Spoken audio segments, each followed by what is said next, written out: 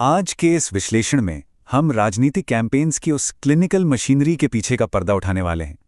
एक ऐसी दुनिया जहां हर शब्द, हर मुस्कुराहट और यहां तक कि कपड़ों की सिलवटें भी पहले से तय होती हैं।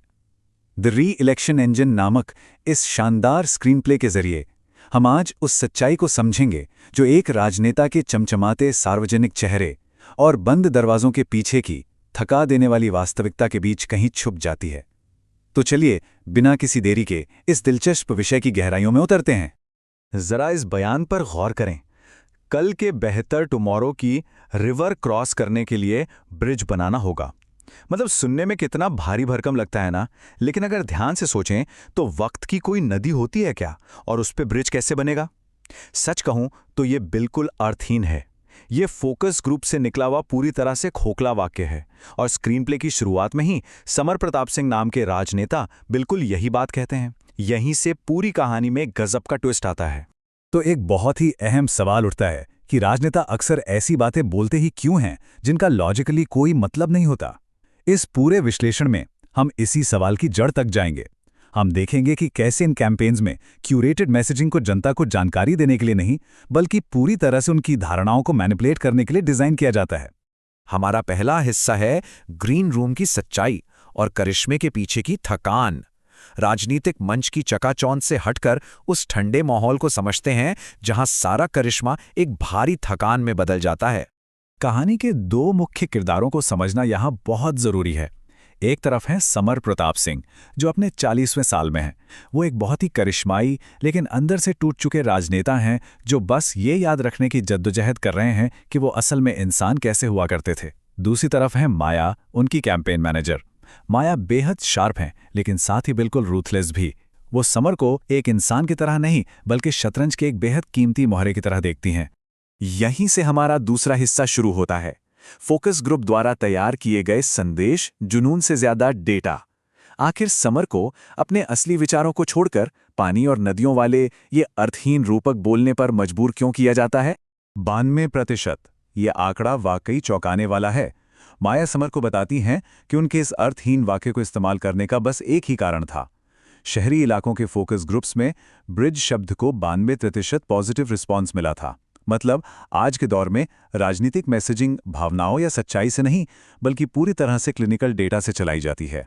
इस पूरे बयान की रेसिपी को अगर डिकोड करें तो हर एक शब्द नाप तौल कर रखा गया है। नदी शब्द युवाओं को पसंद आया, ब्रिज शहरी वोटर्स को। इन शब्दों को इसलिए नहीं चुना गया क्योंकि इनका कोई मतलब था, बल्कि इसलिए चुना गया क्योंकि डेटा ऐसा कह रहा था। और सबसे दुखद बात, समर, जिन्होंने कभी शिक्षा नीति पर एक बेहतरीन रिसर्च पेपर लिखा था, उनके उस असली जुनून को इस कैंपेन में कोई जगह नहीं मिलती। उसे बस कूड़ेदान में डाल दिया जाता है। अब आते हैं तीसरे हिस्से पर। कोरा कैनवस रणनीति, राय रखने का खतरा। चुनाव आखिर जीते कैसे जाते हैं? आइए इसे माया के नजरिए से समझते हैं। माया का लॉजिक एकदम क्लिनिकल है। उनका मानना है कि अगर किसी नेता की राय बहुत मजबूत होगी तो वोटर्स उसमें खामियां निकालने लगेंगे। इसके बजाय एक कोरा कैनवस या एक शीशा बनना ज्यादा सुरक्षित है। इससे होता यह है कि जनता वही देखती है जो वो देखना चाहती है। राजनेता बस उनकी उम्मीदों का एक खाली बर्तन बनकर रह जाता है। चौथा हिस्सा विजुअल्स के बारे में है।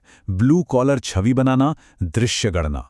अभी तक तो हमने शब्दों के खेल को समझा, लेकिन अब विजुअल मैनिपुलेशन की तरफ बढ़ते हैं। केवल भाषण ही नहीं, पूरा पहनावा कैसे डिजाइन होता है, ये देखना हैरान कर देने वाला है।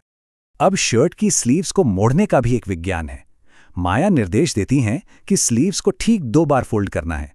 एक बार किया तो इंसान आलसी लगेगा, 3 बार किया तो लगेगा कि बर्तन धोने जा रहा है।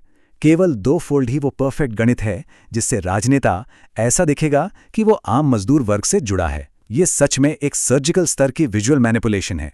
इस सीन में माया बिल्कुल एक डायरेक्टर की तरह समर का रूप बदलती हैं। वो आगे बढ़कर समर के कुर्ते से लिंट तक साफ करती हैं और उनके लुक को अपने हिसाब से ढालती हैं। राजनेता की अपनी कोई मर्जी नहीं है। वो बस एक पुतला है जिसे कैंपेन मैनेजर अपनी जरूरत के हिसाब से तैयार कर रही है। असल जिंदगी और इस कैंपेन नैरेटिव के बीच का फर्क उस बनावटी दुनिया की पूरी पोल खोल देता है। समर को असल जिंदगी में ब्लैक कॉफी पसंद है, लेकिन कैंपेन डाइट कहती है कि उन्हें आम टपरी वाली चाय पीनी होगी क्योंकि कॉफी से वो एलीट लगेंगे। समर के पिता एक मिल में सीनियर अकाउंटेंट थे और कार्डिगन पहनते थे, लेकिन इस सच को भी काट छांट कर बस इतना कर दिया गया कि पिता मिल में काम करते थे। असल जिंदगी की हर छोटी डिटेल जो नैरेटिव में फिट नहीं बैठती, उसे बेरहमी से मिटा दिया जाता है। हमारा पांचवा और आखिरी हिस्सा है सत्ता की कीमत, मशीन में फंसी आत्मा। इस पूरे दिखावे की एक मनोवैज्ञानिक कीमत भी है जिसे समझना बहुत जरूरी है। समर की ये लाइन सच में गहराई तक हिट करती है। ये फेक टैन, हर वक्त कैमरे के लिए तैयार मुस्कान और डेटा के आधार पर बनाए गए व्यक्तित्व ने उन्हें अंदर से खोखला कर दिया है। उन्हें ऐसा महसूस होता है कि उनका अपना कोई वजूद ही नहीं बचा है, वो बस एक किरदार निभा रहे हैं। तो माया इस पूरे दिखावे को जस्टिफाई कैसे करती हैं? उनका जवाब बहुत ही प्रैक्टिकल है। माया कहती हैं कि मुफ्त अस्पताल बनवाने हैं, खेल परिसर चाहिए, तो ये सब नाटक करना इस सत्ता को पाने की एंट्री फीस है।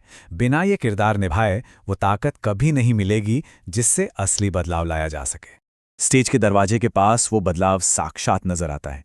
समर पार्टी का बैज अपने सीने पर एक कवच की तरह लगाते हैं। बाहर से आती भीड़ की आवाज और कैमरा की चमक के बीच वो एक गहरी सांस लेते हैं और अगले ही पल जैसे कोई स्विच ऑन हो गया हो, उनकी सारी थकान गायब हो जाती है। इंसान पीछे रह जाता है और राजनेता मंच पर उतर जाता है।